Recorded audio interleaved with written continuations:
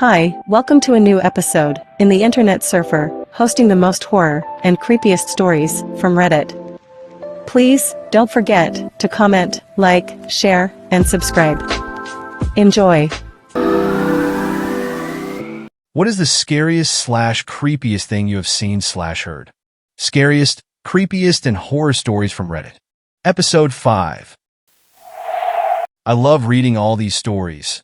Even though I'm a skeptic about ghosts and always try to find a rational explanation for stuff, there really are some creepy stories out there. I thought I would contribute as well. Not my story, but a friend of my mom. She, the friend, and her husband had just got their first baby and had bought an old house in the middle of nowhere in the south of Sweden.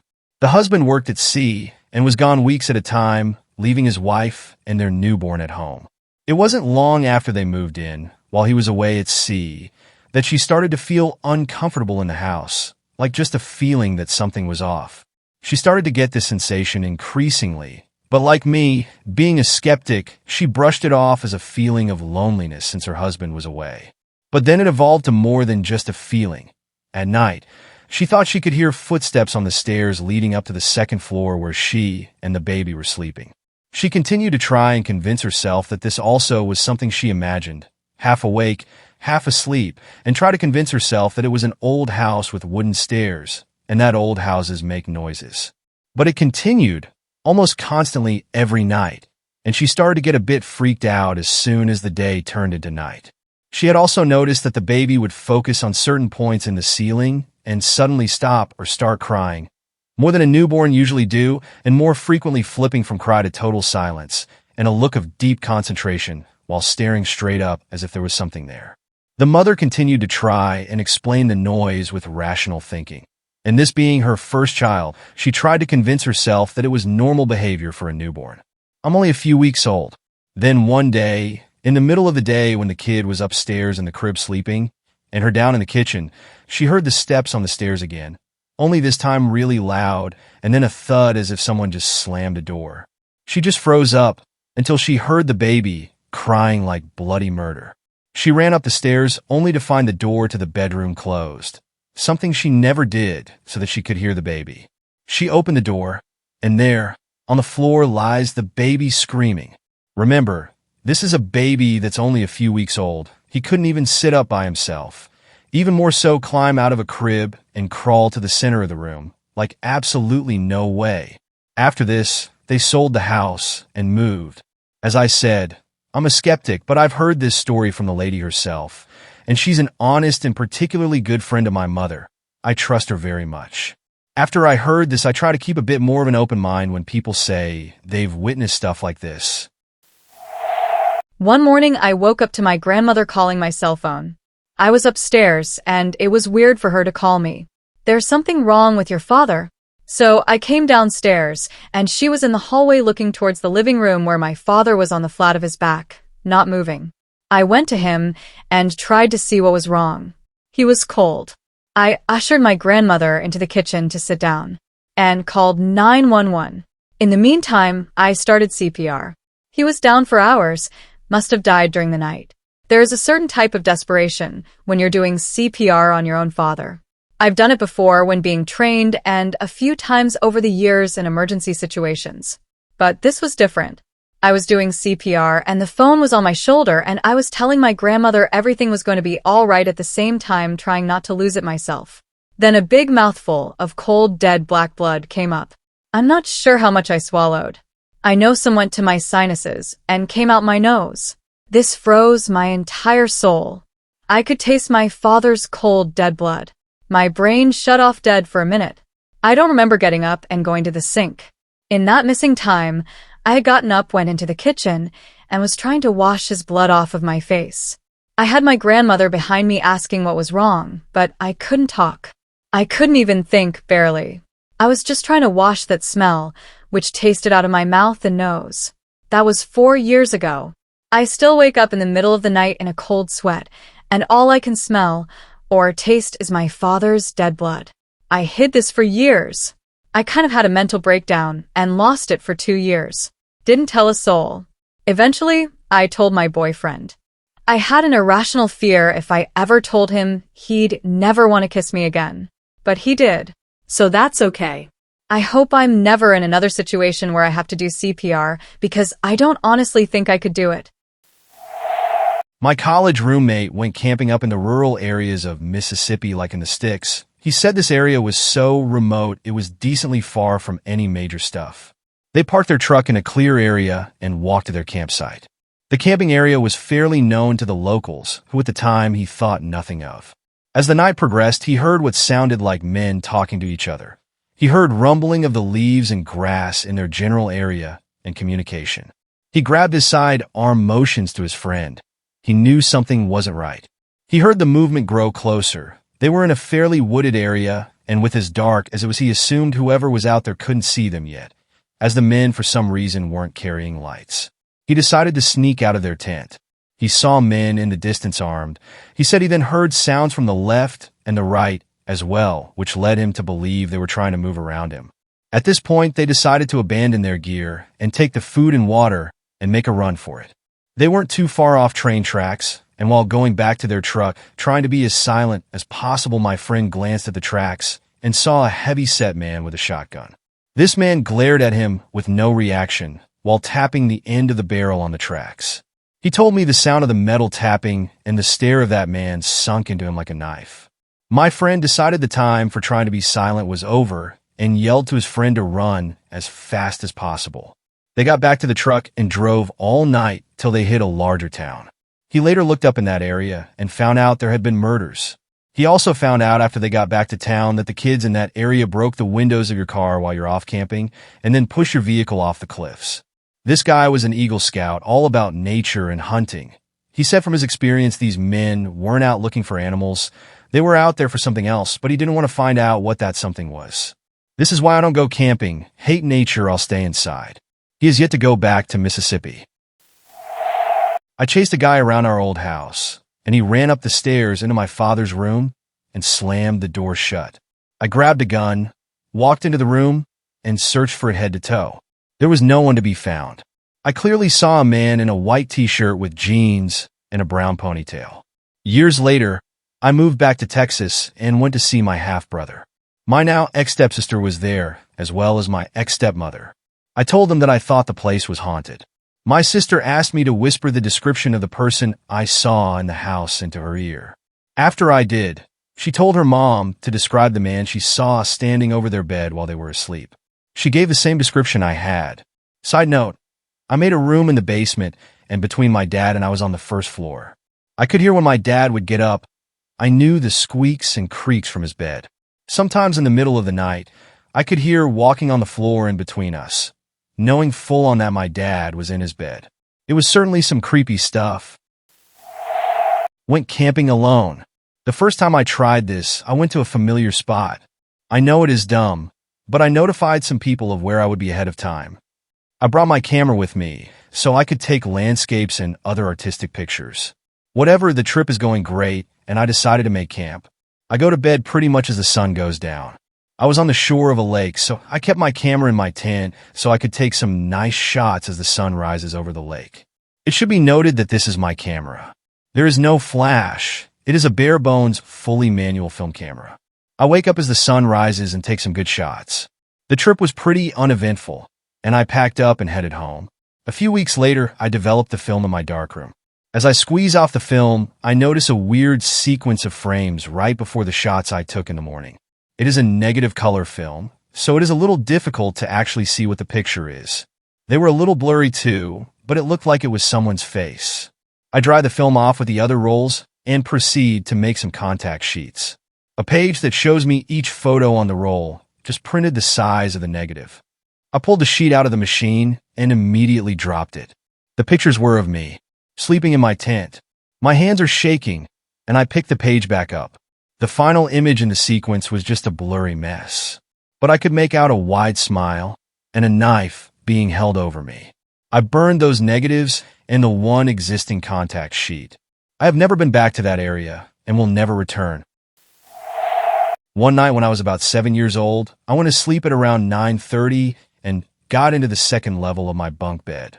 I soon fell asleep, but then I woke up in the middle of the night to someone whispering, no, repeatedly as if they were in pain, thinking I just imagined it, I tried to go back to sleep. And then that's when I heard it, the creaking of the wooden boards on the stairs slowly getting louder, and that whispered, "No, no." I knew it wasn't my parents because they were sleeping in the bed next to mine. Then I heard some screaming along with the footsteps coming up the stairs, and again the whisper of "no, no." So I slowly got out of bed, crept towards the ladder to get to the floor, and I slowly began to crawl towards the bedroom door in the dark, which had a full view of the stairs. I opened it without creaking in the darkness, and I saw nothing moving in the dark nook of the stairs. But I now heard the whisper of "no, no" coming from the room upstairs, which nobody used. I silently crept towards the stairs, but I kept the lights off, and I began to creep down them so I could check the front door. Nothing was out of place, so I turned on the living room lights, and that's when I saw it for an instant. The silhouettes of 3 people outside the living room window, and then they were gone. I proceeded to turn on every light in the house and crawl into bed with my parents as I waited for it to be morning. He and his cousin were 8 or 7 years old. They were walking through the woods near their house when they saw a dwarf walking around he described, just like the ones in Snow White. With their hats and clothes, he kept staring at them, and for some reason they thought it was a good idea to throw rocks at him. But he started to run just to stop again and stare at them again. Every time they got closer to range, the dwarf laughed at them and ran further. They kept doing that for some time until the dwarf got through a river and stood on the other side of it. That time the dwarf kept making a sign with his hand and saying, "Vegan, vegan." It's Spanish for "come here, come here." They kept throwing rocks, but he was out of reach. It was getting late, and they were tired, so decided to go back home, and the dwarf just ran into the forest on the other side of the river. When they got home, they told the story to their grandmother, who started to yell at them. The reason the grandmother was so hysterical was because that river was well known, because a lot of kids had died there. A few years later, an aunt of him were walking along with them, when suddenly she just drifted away and started to walk into the woods. His mother started talking to her, but she didn't respond until she catch up with her and shook her and asked her what was wrong with her. And she replied, "Because that little man was calling me." "Did you see him?" "It was so funny looking, and he kept calling me." His mother just called her crazy and kept walking. My grandmother passed away in March of 2009. Her visitation was an open casket, so she was dressed in a seafoam green pantsuit, and her hair was lightly colored gold, just as we remembered her. After the visitation, I said my goodbyes and made my way back to Ohio so I could go back to school and whatnot.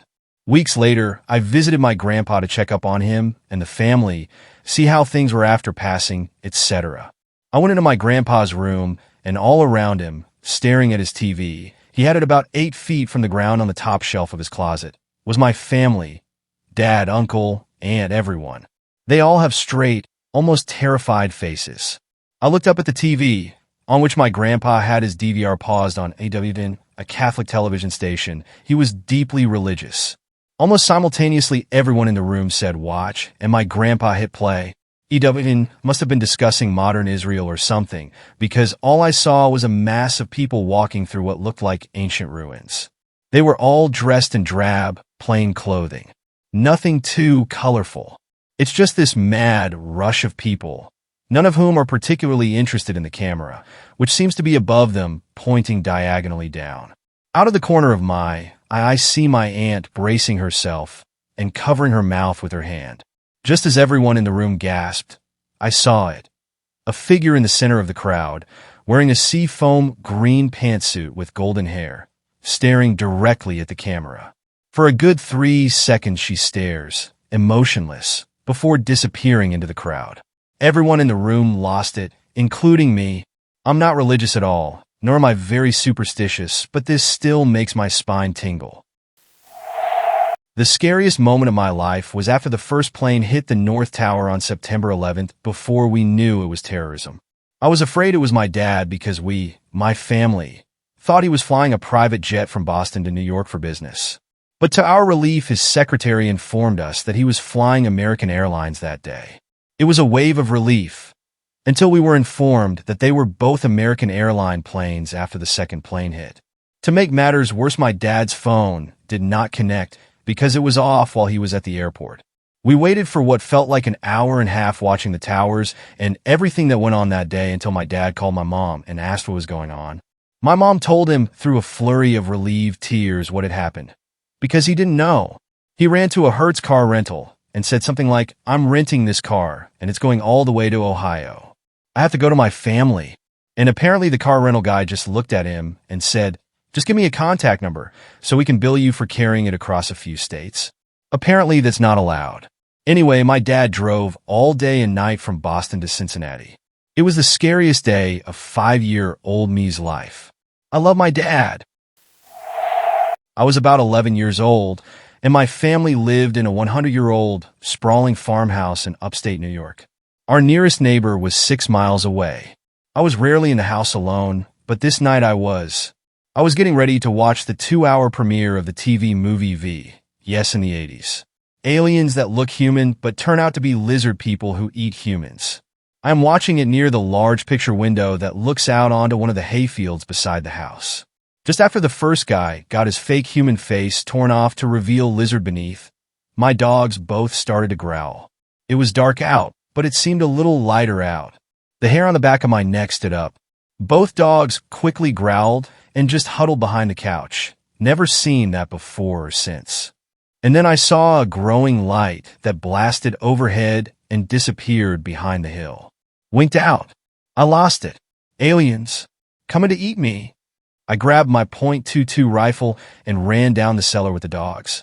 I stayed there until my parents got home. I pretended to be cool. Then my parents told me about how they were at another farm visiting, and all of the animals got silent, and they saw a bright light and came home fast. Because they were scared. I worked at a campground on the night shift. 12A, 8A, every night. It wasn't bad.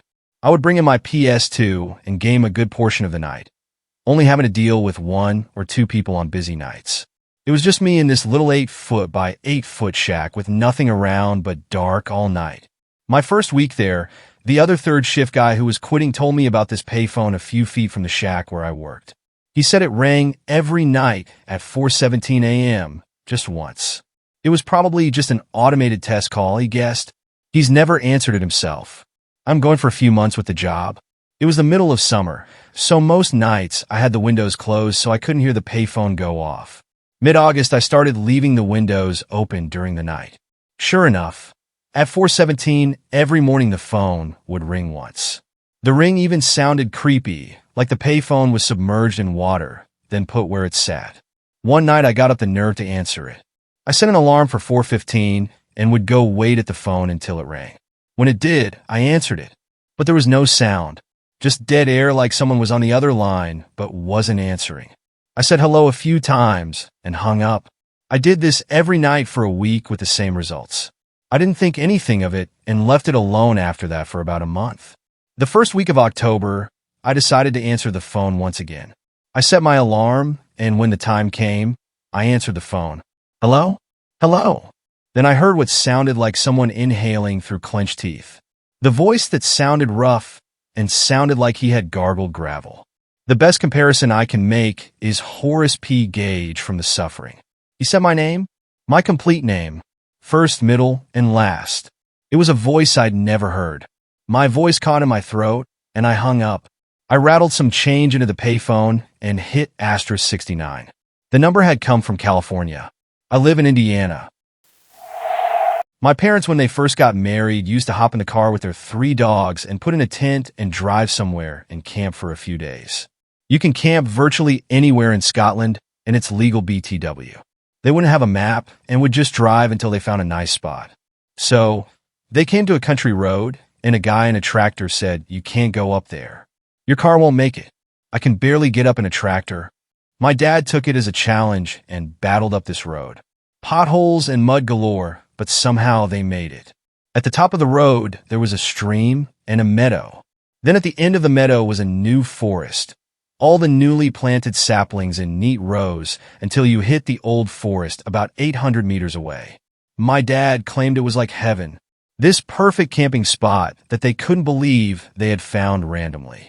They got out of the car, and it was eerily silent. The stream was bubbling away, but there was no wind and no birds. My mother said this feels weird, but my dad just laughed it off, and they started setting up the tent. They set the tent up and realized the dogs, who they used for hunting, had wandered off. They found them standing in a row, facing into the new trees with their hackles growling. There was nothing there.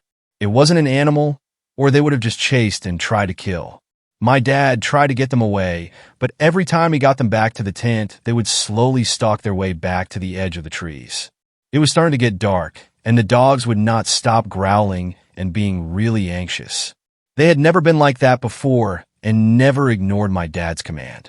They were highly trained hunting dogs, so it was weird that they were so frightened and angry that they would ignore him. As it got darker, my dad said they couldn't stay. Something was out there, and they couldn't see it, but the dogs could. They took the tent down, not even putting it away properly, and jumped back into the car. They drove to the nearest village, found where they were, and drove to the nearest family, about an hour away, because they couldn't camp that night even in a different place. They described the place, the road, and everything about it, and my mother's uncle, who they were staying with, got out the map and asked if that's where they were. My dad checked it out and realized it was.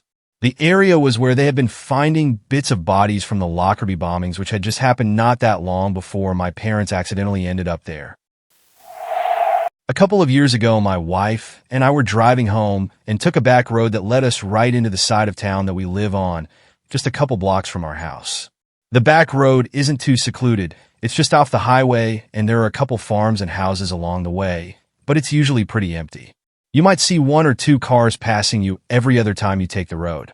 Overall, it was a pretty normal situation, especially weather-wise.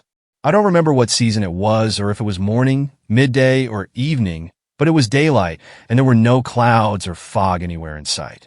That part one do remember.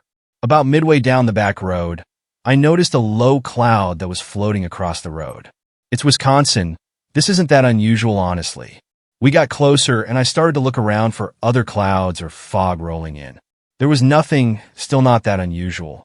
As I kept getting closer, I didn't think anything of it until I got to the point that I might actually drive through it if I continued. It was at that point that 2 sets of eyes turned and looked at both me and my wife. Both of us gasped at the same time. I made eye contact with whatever it was that was closest to me and slammed on the brakes. As we were stopped in the middle of the road, I realized that it wasn't a low flying cloud, but 2 living creatures of some sort, resembling fog or a cloud that were walking across the road. They were maybe 6 or 7 feet tall, and one was a bit taller than the other. They were actually touching the road and followed the contour of the ground. They did not actually float across, simply looking as if they were. When they hit the shoulder of the road, they went downhill. They didn't float evenly like fog or clouds would. They actually moved while touching the ground. A good overall description is hard. I honestly have no really effective way to explain, but the creatures were cylindrical and stood upright, like a tube standing on the ground vertically. For those of you who have seen Donnie Darko, the weird blobby thing that comes out of people and leads them to where they need to go, imagine that, but standing upright and looking more like a cloud or fog than metallic good. Something else to note is that there were definitely 2 creatures, but they were connected. It was as if there was a thinner cloud between them, connecting them together. My best way to describe this is to imagine how an ancient scroll looks if you were to prop it up on its side and you separated the 2 ends a bit. You have the 2 ends, which would be the 2 creatures, and then the paper in the middle, connecting the 2. The paper in the middle was thinner and more transparent than the 2 creatures. This is another reason I believe we saw some sort of living creatures. Right as I slammed on my brakes, after they turned to look at us, the cloud that connected the 2 creatures seemed to grow and start to hug or grab around the creature further from us, and they both sped up to get out of our way. Like a mother grabbing a child to keep them safe, or a husband doing the same to his wife, so they could safely cross the road. I don't know what we actually saw, but I definitely saw what I just explained. It was the most surreal experience of my life. I literally felt like I was in a movie and was meeting face to face with a creature from another world for the very first time. I've never been able to find another story similar or anything describing creatures like what we saw. I don't know what it was, but it was absolutely the creepiest experience of my life. This happened just a couple of weeks ago on a Friday. It was late at night, around midnight. I had 2 friends in my car. We were coming back from a restaurant to celebrate the school play. I just dropped my first friend off and was now making the 4 or 5 mile drive to my second friend's house. It's a narrow road in MA that cuts through some pretty dense woods. She was in the front seat, and we were listening to ballads, just talking about life. Not a big deal. I was behind a deep red pickup truck that had a motorcycle in the bed of it the entire way so far. I wasn't tailgating them, nothing, even though the driver was going a bit slow for my taste and swerving around just a tad too much. When I'm just about to reach this intersection that's not even a block from my second friend's house, this guy pulls over. Seemingly for no reason. He just pulled over to the side of the road about a car or two's length from the blinking red light. As I pass him to stop up ahead, I see his face. He has a pretty generic face, nothing unusual, but he's staring right at us with anger in his eyes. The hair on the back of my neck stands up, and I just sense something's not quite right. My friend looks out the window and says, "What is he doing?" Shakily. I look in my rearview mirror to see the guy getting out of the seat, pulling a ski mask over his face, and wielding a huge 10-inch knife in his hand. He started sprinting in my car, almost reaching the passenger side. I screamed and slammed on the gas. Driving around for a while, the man only chasing my car for a few blocks until he knew he wasn't going to catch us. When I got back at the intersection minutes later to drop my friend off, he was gone. My friend ran inside, locked her doors and everything, and I sped away, but it was terrifying. I told the police and filled out a report last week. Never drive at that intersection again. I was about 14 to 15 years old and living in my parents' mobile home in Southern California.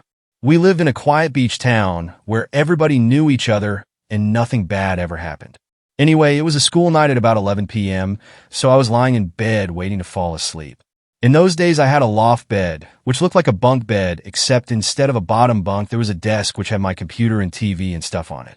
It was getting close to summer, so I had my window open to let in the cool air. I was just about to fall asleep when my screen fell off my windowsill and crashed into my bedroom floor. Now, this still isn't a strange occurrence because I would often come home and leave through my bedroom window, so the screen did not perfectly fit into place due to me taking it off so regularly. So it would periodically fall off, but it did startle me and got my blood flowing. So I rolled over in bed and looked up at the ceiling and thought I would just put it back on in the morning. Then the pungent, sickly sweet odor wafted up into my face. I couldn't exactly put my finger on what that smell was, but I thought it was very strange and I should maybe check it out. But slowly, because I was tired and it was most likely a raccoon that had died under the house, wouldn't be the first time, so I rubbed the sleep out of my eyes, sat up in bed, and let my legs hang off the side. My heart jumped up into my throat as I saw a large, tattooed arm reach through my window and feel around on the floor in my bedroom. The guy grabbed the screen and slowly, quietly pulled it out the window.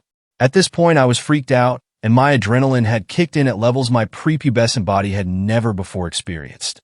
My eyes started to water. I stopped breathing, and time stopped. I thought it could have been some crazy crackhead coming to kill us and steal all our valuables. Seconds ticked by, and I sat there in my bed, not 2 feet above the window the arm had just shot through. I thought maybe he would just go away. But of course, he didn't. To my horror, I watched as the man's arm grabbed my window frame once again, then he pulled himself up slowly, and a leg crept through next. It was silent, and had I been asleep, this mountain of a man would have come into my room without a sound, and we never would have known he was there. But I was not asleep. I grabbed the Bowie knife I kept underneath my pillow because I, just like every other teenage boy, was a badass. And I yelled at the top of my lungs, "I have a knife, get the hell out of my room." And before the guy could completely pull himself up into my room from outside, I scared him. He lost his footing and fell backwards out my window and into rosemary bushes outside, cussing and spitting. I remember yelling out for my dad and saying something like, "Deity, somebody breaking I in," and he was at my bedside faster than I could get the words out. He's looking out the window, tells me to stay there, and jumped out the window after this smelly ogre. He never found that guy, but the police came and looked, and eventually they decided it was a drunk homeless guy who was desperate and looking for a place to sleep and maybe some free food and stuff to pawn. So we locked up the house, fixed my window, and went back to bed a couple hours later. I didn't sleep that night. That was an incredibly traumatic experience for me, being that I was essentially the person who had to confront a home invader. But that isn't the scary part. What's truly horrifying is a couple of days later, we found a makeshift home underneath our house with a sleeping bag, water, extra clothes, and a big-ass hatchet. This guy had been living underneath our house for God knows how long without anybody knowing he was there. I believe he chose to come in through my room because it was the only room in the house that was open to the outside that you could not see a person sleeping in it unless you were standing in the room because the loft bed made it look like it was only a desk from the outside. I still think to this day the man had planned to rob us, causing the house, and chose my room as his entry point because he could get in quietly so he wouldn't wake anybody up. He then built his home under our house and waited for his opportunity. Then when I left my window open, he decided to strike. I've had tons of crazy, scary stuff happen to me in my life, but that series of events that unfolded was easily one of the most scary things that happened to me, and it really opened my eyes to the fact that crazy things do happen to normal people, and you should always hope for the best but plan for the worst. I was either 16 or 17 and was staying over at a friend's house that was 50 miles from nowhere in upstate New York. He went by the name Raven and lived with his mom on a skinny dirt road with only a few houses on it. We decided to go for a walk to take a break from video games and to smoke a few cigarettes where his mom wouldn't give us anything. And while we're walking, I started noticing some old stone walls up in the woods a bit and a path that seems recently used. Intrigued, we followed the path up into the woods, hoping that we'd come across some pot plants or something good like that. Instead, after following the path along the stone wall for a bit, the woods opened up into a clearing that was obviously an old-ass graveyard. There were maybe 20 to 30 headstones that were in various stages of decay, and an old wooden shack, all surrounded by a crumbling stone wall. There was a wooden entry arch at one point, it seemed, but it had rotted away into nothingness quite some time ago. So, we start poking around a bit. My friend walks off to the far end to check out one of the larger headstones, maybe to see if we could find one with a readable name or something we could get a stone rubbing from. I walked over towards the shack to see what state of decay it was in. At this point, I noticed that the shack had a lock on the front and seemed pretty sturdy. I walked around to the back side where there was a window. It only took a couple of seconds for me to realize that I was staring at a workbench that held a massive pile of human bones, complete with skulls, etc. All of them seemed bleach clean, like something out of the movies. I turned to where my friend had headed off to see him running towards me. All he said was, "Dude, there's an open grave over there." I pointed into the window at the bones, and his eyes went wide. Thoroughly creeped out at this point, we just took off back the way we came. When I asked about the open grave, he said that it looked like there was an old, rotten casket down in the hole. So, my best guess is that someone was excavating this old-ass graveyard. For what purpose, I'll never know, nor do I want to. My boss had a co-worker, single female, who had just moved into a brand new apartment complex, which was in a decent neighborhood and seemingly secure. She came home one day to find that she had not only been robbed of all her electronics, but the perpetrator had done a bunch of creepy stuff like eat her food, lay on her bed, and go through her tax documents. The police advised her to move, as he was likely to come back as soon as she replaced her belongings. So, she bought a house across town. When she moved, she started getting these phone calls from random or block numbers. The guy would say things like, "I saw you at work today walking to your car," or "I saw you at the grocery store," and she could recognize his voice but not place it. So, I guess this chick was blind as a bat and would always take her glasses off right before bed and place them on her nightstand. One morning she woke up and her glasses were missing. She tore her house apart and ended up going to the eye doctor to get a new pair. She came home from work the next day, and her glasses were laying neatly on her pillow. She got a new job and moved out of the state, never to have any issues again. My boss had a co-worker, single female, who had just moved into a brand new apartment complex, which was in a decent neighborhood and seemingly secure. She came home one day to find that she had not only been robbed of all her electronics, but the perpetrator had done a bunch of creepy stuff like eat her food, lay on her bed, and go through her tax documents. The police advised her to move, as he was likely to come back as soon as she replaced her belongings. So, she bought a house across town. When she moved, she started getting these phone calls from random or block numbers. The guy would say things like, "I saw you at work today walking to your car," or "I saw you at the grocery store," and she could recognize his voice but not place it. So, I guess this chick was blind as a bat and would always take her glasses off right before bed and place them on her nightstand. One morning she woke up and her glasses were missing. She tore her house apart and ended up going to the eye doctor to get a new pair. She came home from work the next day, and her glasses were laying neatly on her pillow. She got a new job and moved out of the state, never to have any issues again. I once read about this internet story where someone put a quiz on the internet where the answer would lead to a treasure which is hidden with a lot of money, and nobody could have solved this quiz, but one guy managed to get the answer. But there wasn't a treasure at the location. But another quiz. This would go for like 2 to 3 times with one quiz after another, and this guy put the solutions to the quiz on YouTube after he managed to solve it. Sometimes it took him weeks, which you can see even nowadays, can't find it though, and how he traveled to the locations. So finally, he managed to solve the last puzzle, which led to an open field. He posted the coordinates, and he put a mobile upload with him in a train and a shovel to dig finally the treasure on YouTube. The next day, there was a text in a newspaper that some guy was killed in an open field. The coordinates even matched. After a month of solving the puzzles to get the money, he gets killed by the Riddler.